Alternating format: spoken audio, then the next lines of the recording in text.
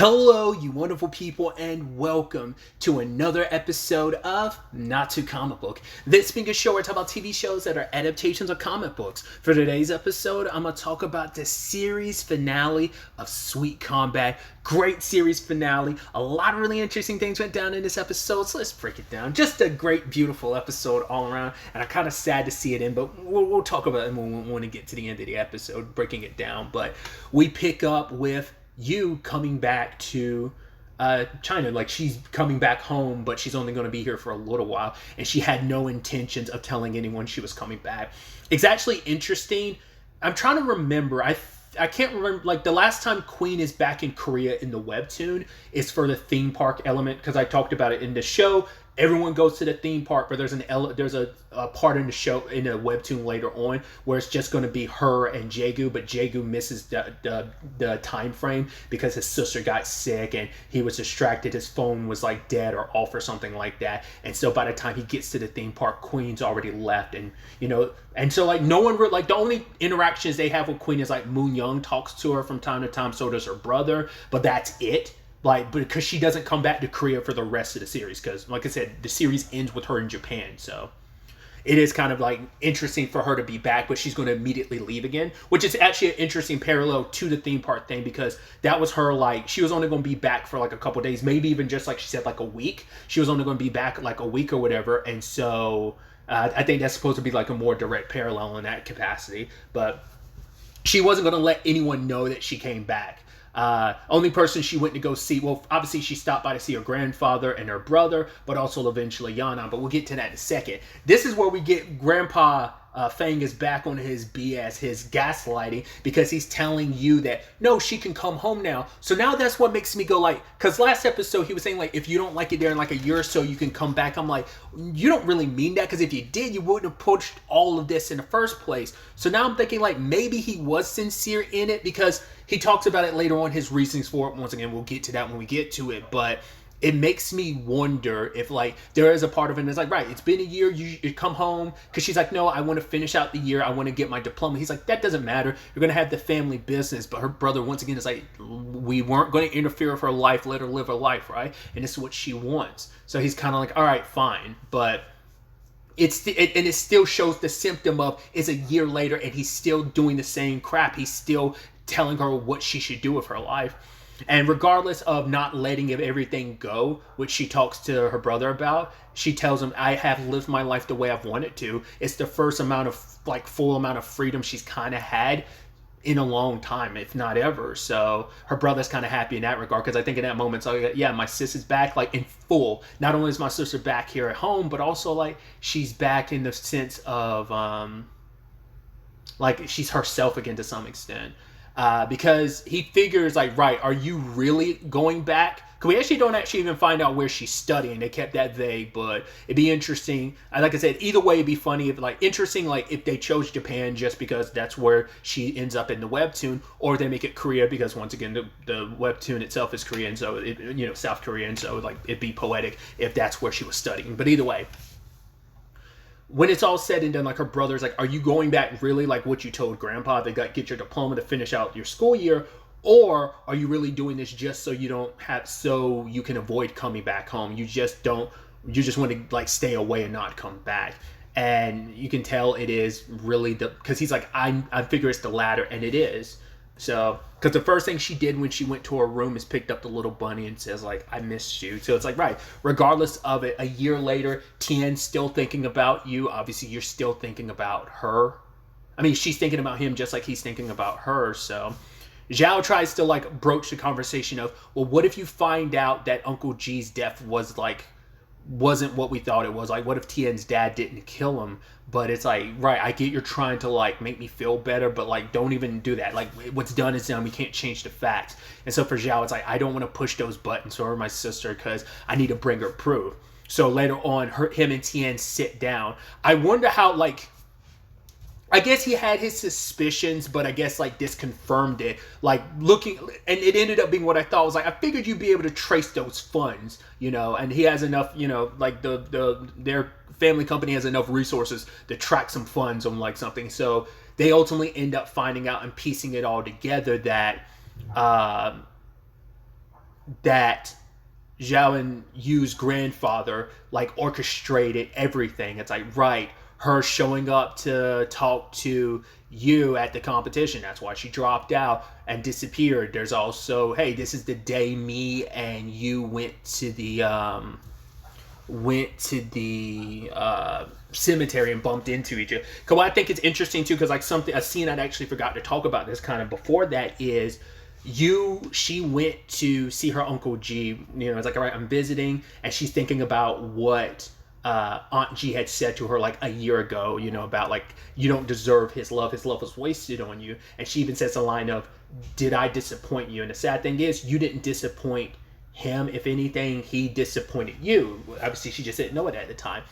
And the entire time with the Uncle G thing, it never crossed my mind to look at it from this point of view that the episode made me see it from, was Uncle G being at fault. I never thought about that because I put a lot of onus on Aunt G, but there it is clearly said he agreed to the whole thing. Like, none of that would have happened if he didn't agree to it. It is a thing of, hey, I'm dying anyway, I want to like set my family up. But it's still the thing of, he probably never thought, maybe it's just, you're desperate, you just want to do something for your family while you're gone with your little bit of life you have left. But it's still the heartbreaking thing of, you never thought about the consequences. He never knew things would fall out the way they did. Like, he probably didn't think about the immediate consequences of what it would do to Tien's family. It's like, it isn't just Aunt G, it's also Uncle G. Their decision like destroyed an entire family, And it's like, once again, it's like you feel bad because of their circumstances, but it still sucks because I said they never bothered to think about, at least in totality, and not even realizing it would stop there. It would lead to years and years of trauma and pain, not only for Tien, but also for Yu. Like, that has been an anchor around their legs for years. They've had to carry that trauma of like the aftermath of all of that. So Tien and Yu actually run into each other at the cemetery, and despite like their speculations at this point in time, they had no hard evidence, but Tien didn't even want to broach the conversation about bringing anything up because it's like, right, oh, you're only going to be here a couple days, and how are you doing? It's like, exchanging pleasantries, and then she's like, well, I have plans, so I have to go, and he didn't want to like say anything, so he goes to Uncle G's grave and is like, I just want to know the truth. And so now the truth is out there for Zhao and Tien. It's like, right, he is like, so this whole thing was a setup. And Zhao's like, all right, so you got to let my sister know. But just like she was reluctant to tell Tien the truth about what Aunt G had told her, he's reluctant to tell the truth to Yu, because it's like, right, getting the truth and kind of clearing his father's name is one thing, but dragging her grandfather and Uncle G and Aunt G would be too much. It's like, I want to protect her from that pain because her Uncle G was so near and dear to her, and like to tarnish his image in any way, he knows how much that would hurt her. And he's also made it clear, like, this isn't the first time. He did it before, where he wanted to do everything he could to protect Yu's relationship with her grandfather, because Zhao's just kind of like, right, like, but why would you do that? Like, all these misunderstandings could be clear. Like, don't you want to be with my sister? And he's like, yeah, I do, but at the end of the day, like, if you've ever loved someone, you would understand. And Zhao kind of does. It's like, okay. I think he still tries to get Aunt G to admit what she did on a recording, mainly because at this point it isn't about revealing it to Yu. It's more so about getting justice and truth from Tien, because he wants to know. And so ultimately, Zhao's attempt to like get her to confess, he pretended like, oh, I'm here on behalf of my grandfather, but the problem is he let something slip, which plays into something I brought up previously, that not everyone was in the know about everything. I guess he knew her financial situation. He knew Aunt G was struggling money-wise, so he knew he could pay her to do this. But he doesn't know about the insurance fraud, because once she got confronted by Zhao, she's like, why would a chairman say anything about my insurance fraud? He didn't know about that. So I was like, interesting. Because I figured he didn't. I figured it wouldn't go that far back. It was part of my brain thinking, like, maybe that didn't. Maybe he has something to do with it. For the most part, I was like, I don't think he had anything. I even said on occasion, I was like, I think it's not just you that's missing this information. I also said her grandfather's missing this information too. Still doesn't make his actions any sucky, but it wasn't like predicated on him being aware of like Aunt G's scam and stuff like that. I also thought it was pretty neat, circling to you really quickly, when she went to go see Yanan and they're kind of duking it out a little bit. I also love that she was signing all this stuff. It's like, yeah, it sucks to be famous now and stuff.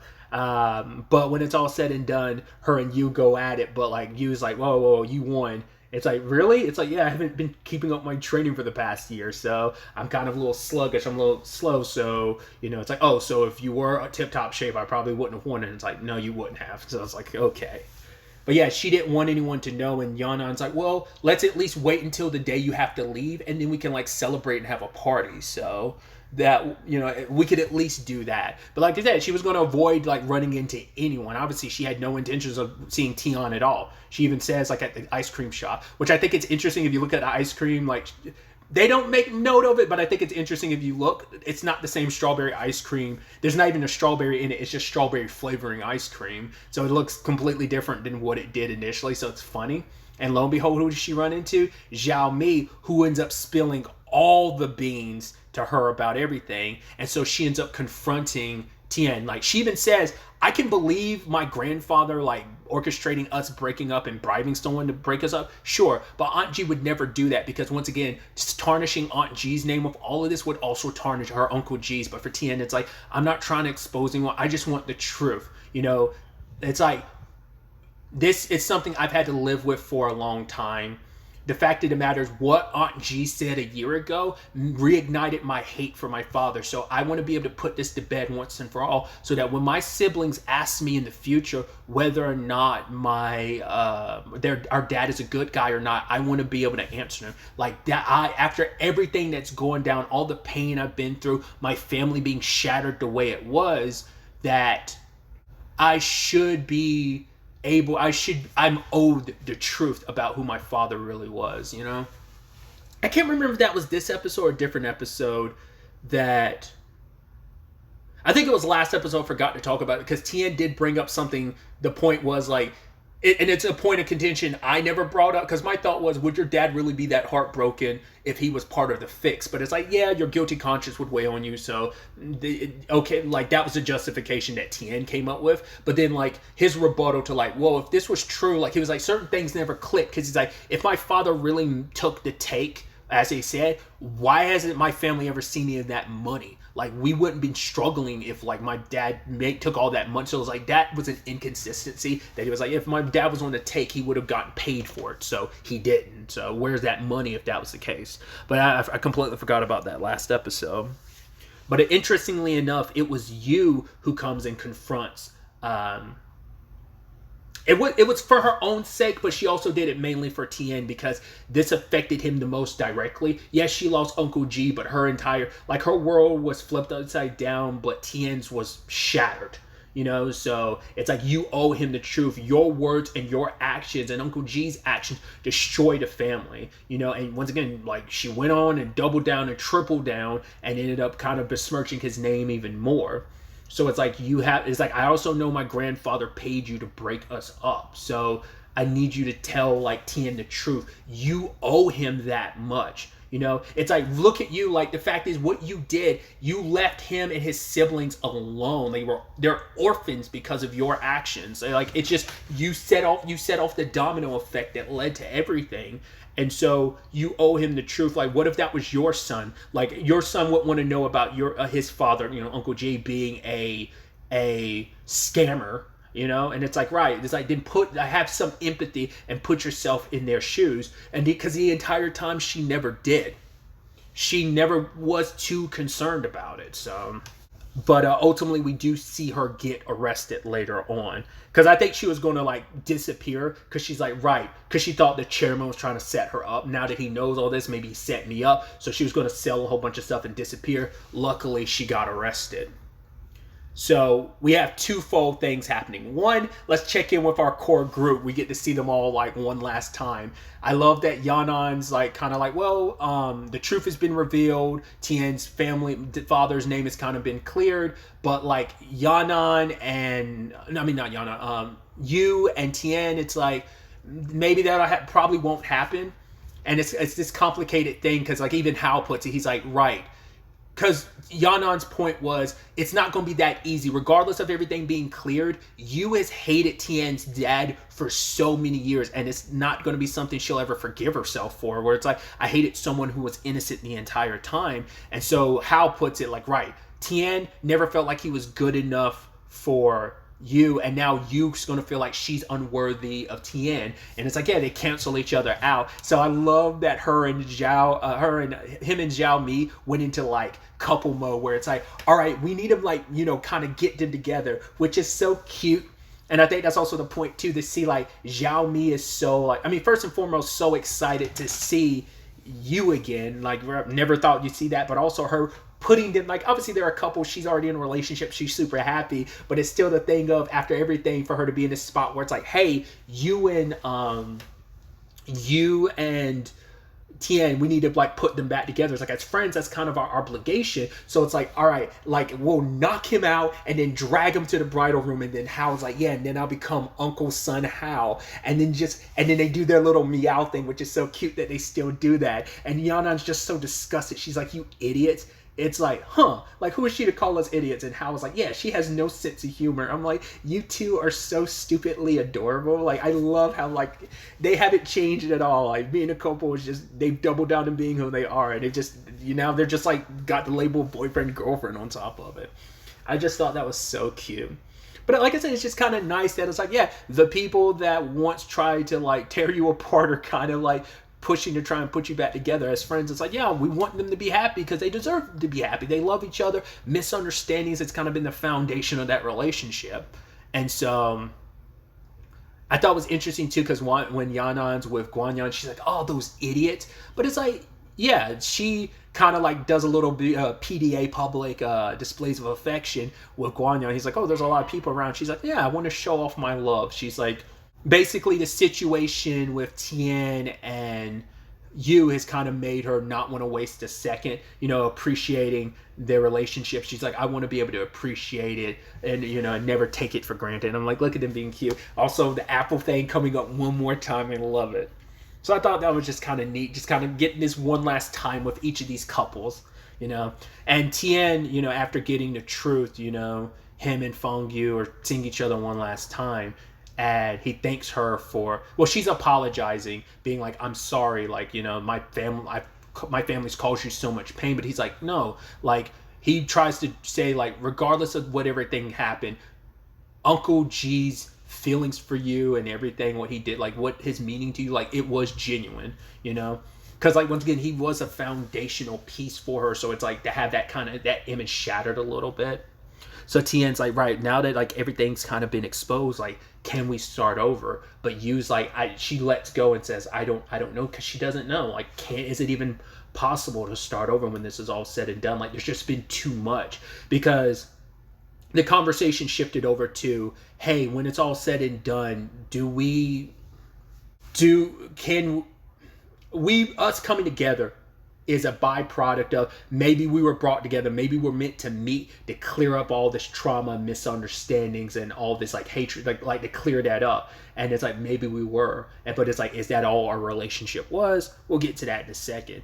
So later on, Yu goes and confronts her grandfather about everything, and he admits it. And his justification, it wasn't just about breaking her and Tien up. It was also, in his mind, I was getting you, like, the Uncle G stuff was something that really like stuck to you. So he basically wanted her separated from China for a bit, so she wouldn't be home, so that she could be away, distance from not only Tien but Uncle G, and kind of like be able to kind of finally move on. But it's like, obviously it didn't work, you know, and now the truth is kind of surfaced, even though he's only partially to blame for like the Tien and stuff, but he was obviously no wiser about the Uncle G stuff. But for her, it's just kind of, I was so curious what this was going to be. I was like, you did some despicable stuff and you kind of destroyed your relationship with your granddaughter. She's like, because he's like, once again, everything he did was to make them strong enough so they can take care of themselves. That's a point her and her brother have kind of made time and time again.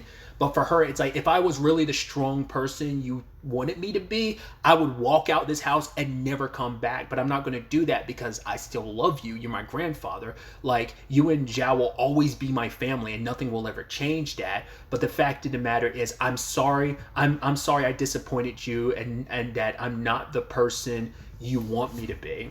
And it's like, that's such a heartbreaking thing because it's like, no, you shouldn't feel disappointed. He's the one that should feel disappointed because he disappointed you. He failed you. And that was kind of what Zhao kind of says. It's like, do you finally see this is who you is?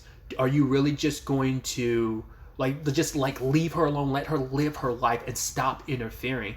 And that's just kind of him potentially finally accepting defeat. But it's just like, after everything, now you're finally willing to potentially let go. So because it's always like, yeah, like, if he continues to do this, he will ruin any potential relationship she will have for the rest of his life. And it's, you want her to be there and she loves you and everything, but she's definitely not going to view you the same way anymore. It's like, she's going to have issues with you for a while. She's always going to love you because you're family, but it's still always going to be like there's always going to be a complicated thing when it comes to her grandfather now. It's like, and you have no one to blame but yourself for that.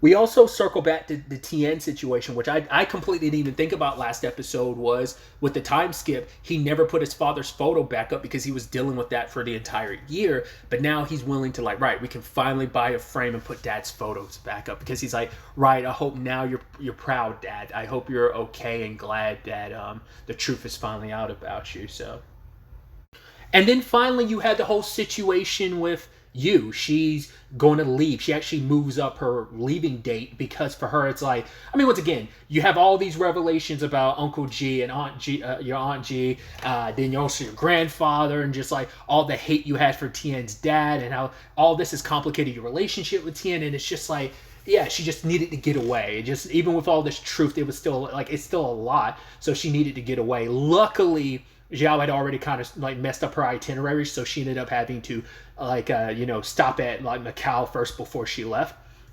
But I thought it was interesting because Zhao comes and tells Tien exactly. He's like, hey, my sister leaving early. Like, what are you going to do? Are you going to talk to her? And Tien stops for a second and it's like, Zhao's like, are you going to just like, are you not going to say anything? Like, do you have anything you want to say to her? And Tien's like, yeah, I'm going to go see her, which I think there's so many layers to that. It's something I've talked about a little bit. Tien's actually a lot more active. Like he once again, there's a lot of elements of like Jaegu was always kind of reluctant to make certain moves. Once again, it's just his circumstances made him like not so willing to pull the trigger on certain things, like how he felt about Queen and stuff like that. Like which that's why I'm like, Tien has like, yes, him and Queen, those characters, whether it's in the webtoon or the live action show, they've always had that back and forth of like neither like misunderstandings and not being able to kind of clearly say how they feel about each other. But that's why I feel like it's so interesting because like Tien like kind of pulled the trigger. He was like he pursued Queen a lot more than I think Jaegu, like, because Jaegu was just kind of like too much in his own head. Like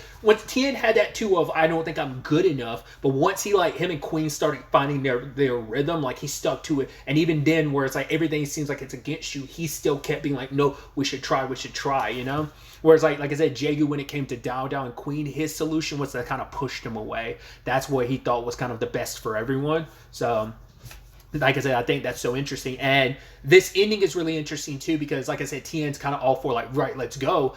Jaegu was kind of told ahead of time, in fact, by Queen's brother in the webtoon, where Jaegu was told like, hey, this is where Queen is. I can actually tell you exactly where she is. But Jaegu was still so reluctant to make any moves. And this ends up being an interesting thing because literally every character in Jaegu's life, he's sticking around because, like, once again, I brought it up previously. His siblings go to like a boarding school, so they're not even there. He's the only one living at home, and it's just he's letting everyone else is living their lives. They're taking steps forward. He's the only one kind of stuck in place. Like he's asking Moon Young, like, oh, how's Queen doing? She's like, I'm not going to tell you. Like, if you want to know, like, ask her yourself. And like Dao calls him out saying like, right, you're too scared to make a move. And that's why I'm saying like the difference is between Jaegu and Tien, because Tien's like, right, like tell me where your sister is. Like there's a good chunk of time, like a whole bunch of time passes between Queen's brother being like, I know where my sister is, and before Jaegu actually goes to see her at the end of the series. Before Jaegu actually takes the leap and goes by. Like I said, it's just repeated other characters in the series telling him like, yo, what are you doing? Like, go if you want to go. And so he doesn't. He does. So like, it's interesting. Like we do go in a different location, but it's a location we know it's Macau. So, and it's so beautiful how obviously it's like, this is where the series began. And so for it to tail end here is very poetic in a lot of ways, especially where one of the places Queen and Tien first met ended up being like at that place where like her Shifu was at. And she goes to talk to him about, right, everything that's kind of going on. Like she's saying like she's giving up boxing, but he's like, yeah, but you haven't quite let it go because those moves are still there. And it ends up being this conversation of, is what you're clinging on to when it comes to the past, is it really worth clinging on to, or is it just you are refusing to let go of it? And it's kind of like, once you kind of start taking that time to realize and recognize that, you give yourself time, you will kind of be able to face it and kind of learn to finally let it all go. And so she gets a call from Tien as she was leaving, and she decided not to answer it, but he texts her and he says, it's a very beautiful message of how, right, us meeting had to be more than just, us setting this tragedy right. It can't just be guilt and misunderstandings. That can't just be the foundation. That can't be all there is to our relationship. That it's like, right, if you like, come meet me, I will be waiting at the fountain for you at like 8. I know, because I know your plane leaves at 8. I will be waiting there for you. I will stay there until you show up, and if you show up. And she was debating about whether or not to show up, and she had seen like in front of her, it's the street where her and Tien first met each other, where she kicked a fruit cart. And that was, just once again, everything coming full circle. Even them being at the fountain, because that's 3 significant moments for them. They still don't recognize they were across from each other at the fountains and went their separate ways. They got reunited at the fountains when they kind of went there, when they were in Macau, because it was a little after they started dating. And now here they all here again.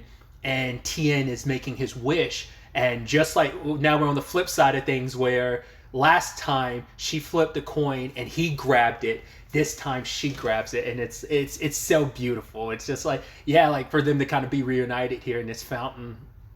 And it ends up being this conversation of really quickly, I should also bring this up. I think it's poetic and interesting that they chose that time frame too. Okay, like Jaegu's like, not Jaegu, Tien's like, I'm gonna wait for you here.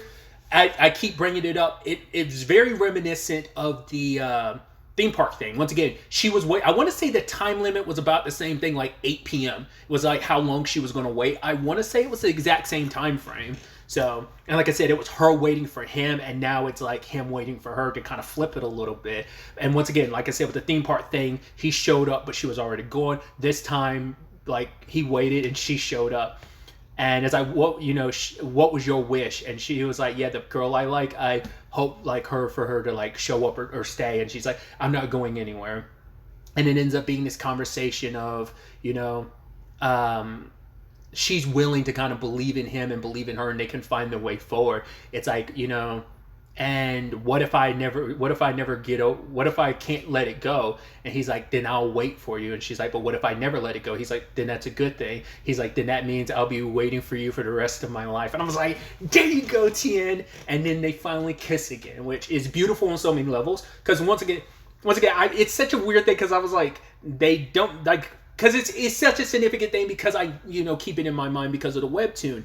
Like I said, in the webtoon, they only kissed once on the lips. Once again, and I talk about it was an accident. So they kissed twice on the lips on purpose. So it's like, it's interesting like that. That's why I feel like it's poetic too, just because the series, the webtoon doesn't end with them like kissing and like hugging. Like they were about to kiss, her purse gets snatched. Like I said, I had brought it up in a previous episode. The Yanan, like her purse getting stolen and her going after the robber with Guanyan, that's kind of meant to be like a wink and nudge to literally the final like pages or panels of the webtoon. It's like, yeah, in Japan, Queen's telling Jaegu, stay here, don't go anywhere. He's like, I won't, and she chases after the robber, and literally the final panel is like a close-up of her face. And then I think you also get some like some rough sketches of like some characters and like, or some of like the final panels and things you see on the pages. But like the final panel or page you really get to see of the story is a zoom in on Queen with a smile on her face. But them kind of embracing together, and I'm like, and her deciding to stay, and I'm like, yes, yes, yes. Because like, I mean, it pretty much ends, like I said, for the most part, it basically ends kind of for a lot of ways the same way as the webtoon, ending with just, where in the webtoon is Queen and Jaegu, and this is just Yu and Tien. So it's very beautiful in that regard. And also it's kind of nice to know that she'll be, you know, back, and just, like I said, it's the thing I've talked about too, like with the webtoon. I wish I got one more chapter just to kind of epilogue it even more of just giving us, because it's actually interesting when I think about it. Like I forget, like the entire final chapter is basically just, it cuts to the end of the last chapter where Jaegu's like, what am I going to do? Next chapter, the final chapter, it cuts to Japan, and like it's just Queen thinking like, oh, like she thinks she hears Jaegu or sees him. She's like, I got to kind of let that go until she runs into him. Like there's kind of not a lot that happens in that. So it's really interesting in that regard. So obviously they added a little more spice to the ending with the whole like Uncle G and insurance fraud situation, and you know, so. But it's just that thing of you'd almost want to catch up with everyone one last time. You kind of get a little bit of that in like the second to last chapter before it all ends. But it's kind of nice, kind of like, because obviously we don't get to catch up with everyone, but we got enough like last episode and a little bit of this episode. It was kind of a nice thing. I still kind of feel bad that we never found out about Xiao Feng. I guess like her, my suggestion was like maybe her and Yi Chen, but that never happened. So, but I think, you know, she'll find somebody. I don't think that's going to be a bad thing. But it's like I can't. It's going to be just nice to have like the entire crew together, especially because like they're all booed up now. Everyone in that group is coupled up. You know, Zhao, Mi, and Hao, Tien and Yu, Guanyan and Yanan. So I think that's beautiful. It's just that thing of you want just a little bit more, just time skip a little bit, see them in the future, but it's still a beautiful ending, webtoon wise as well as TV show wise. So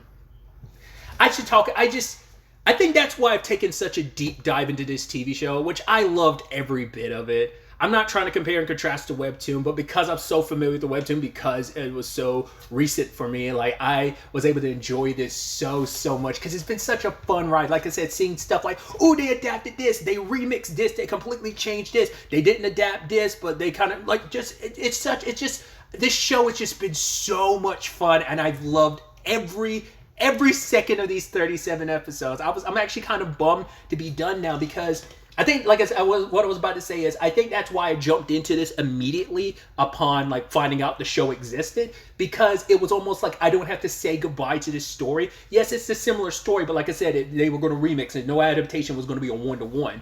But it's so nice. Like I was able to kind of hold on to the story just a little bit more and just kind of exist with these characters in this world. And now I have to say goodbye again, you know. But I love it so much, and I think it's so funny that I think I talked about it during my video, my saying why I love Girls of the Wilds. The fact of the matter is, I never knew this show existed until I made that video, because I was Googling Girls of the Wilds. I talked about this in the first episode, and I think I talked about it in the video, but it was also like I stumbled across this TV show because I knew ahead of time. I was like, I'm fairly certain there was never an anime adaptation. I looked up the show and stumbled across, oh, there was apparently a live action Chinese adaptation, and it's like, lo and behold, and it's been well worth it. You know, I've been kind of like to kind of show and represent like how much time like I've been kind of like, I've kind of fallen behind on so much other stuff because all I've wanted to do is watch this. Because like I said, I'm watching at bare minimum at least one a day, sometimes 2 or 3 a day, just depends. Like for example, like the time I'm recording this, I think I did 3 today. I think I did 35, 36, and 37. Maybe 34 as well. I can't remember. I don't think 34. I think only 35, 36, and 37. But I'm only putting these out once a day. So to kind of put it in perspective, kind of date this recording, episode 18 came out today. My review of episode 18. So it's going to be a while before you end up hearing this particular recording because, like I said, I'm putting these out once a day. I think the most recent one I uploaded is I think 33 is the most recent one I've uploaded, maybe 34. But either way, this has just been so much fun. Obviously, I'm getting to this show years late, but it's still well worth it. It's just been a hell of a ride. It just cements how much I love Girls of the Wilds and how much I love this show too. It's just, once again, like having that full experience of, holy shit, I read the webtoon and it's clearly in my mind. Because the most recent example of this would be Sweet Home. I was reading the webtoon at the same time I was watching the TV show. I'm fairly sure I finished the webtoon in totality after I'd already finished season 2. So season 3 is going to be an interesting experience, but that's a whole conversation. I've actually made a video talking about the differences there. But yeah, just to everyone that helped bring the show to life, you know, I'm going off my tangents and just saying, like, everyone who made this show possible, everyone from in front of the camera, behind the camera, who brought this series to live action, thank you so much. I've thoroughly enjoyed the show. And obviously, like, give mad love to the artist and writer for the original webtoon, the manhwa webtoon. Thank you for making such a great series, and just everyone all around, whether it's involvement with the webtoon, whether it's involvement with the live action adaptation. Thank you so much. And I hope, like, these past few years things have been well for everyone. Hopefully their future projects have kind of panned out. Everything's been good for them. Life's been treating them well. So, but yeah, it's that time where I just have to shut my mouth and stop talking. But the moment I upload it, it's officially done. So for the last time, till the next time we meet, be happy, be safe, live life to the fullest, and enjoy it. Good day and goodbye.